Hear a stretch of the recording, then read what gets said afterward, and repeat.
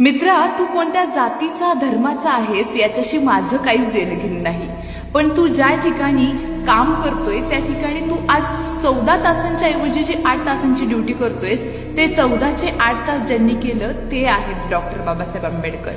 तुझी बहीण बायको ज्या ठिकाणी काम करतीये ना त्यांना स्त्री म्हणून मिळणाऱ्या सोयी किंवा मुभा असतात, त्या गरोदर असताना मिळणाऱ्या सुट्ट्या देऊ करणारे कायदे ज्यांनी निर्माण केले ते आहेत डॉक्टर बाबासाहेब आंबेडकर. त्यांना सर्वात जास्त सक्षम बनवण्यासाठी आरक्षणात महिलांना अधिक प्राधान्य दिलं गेलं.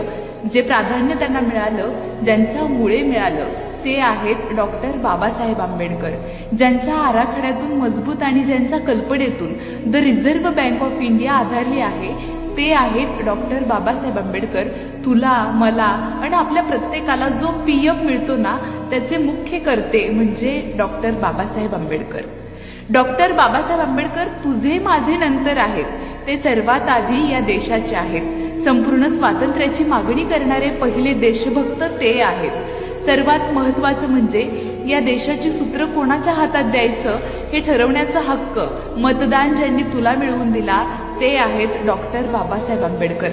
अजून एक सांगायचे, ज्या मनुवादी विचारांनी शिवपुत्र छत्रपती संभाजी महाराजांना अनायत यातना देऊन मारलं त्या छत्रपती शंभूराजांच्या खुनाचा बदला म्हणून मनुस्मृती रायगडाच्या पायथ्याला नेऊन ज्यांनी जाळली ते आहेत डॉक्टर बाबासाहेब आंबेडकर. डॉक्टर बाबासाहेब आंबेडकर महान आहेत. कित्येक गोष्टींचे ते निर्माते आहेत. बाबासाहेबांनी फक्त अस्पृश्यांसाठीच नव्हे तर संपूर्ण बहुजन वर्गाला समान हक्क मिळवून दिलेले आहेत. ज्या तुला माहीत असतील पण कोणामुळे आहेत ते तुला माहिती नसतील त्या सगळ्या घटनेचे शिल्पकार आहेत डॉक्टर बाबासाहेब आंबेडकर.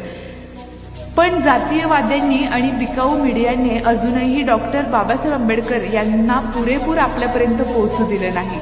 साहेबांचे साहेब बाबासाहेब हा मेसेज हे वाचन अशा लोकांसाठी जे सारखे विचारतात की काय केलं डॉक्टर बाबासाहेब आंबेडकरांनी. जय भारत.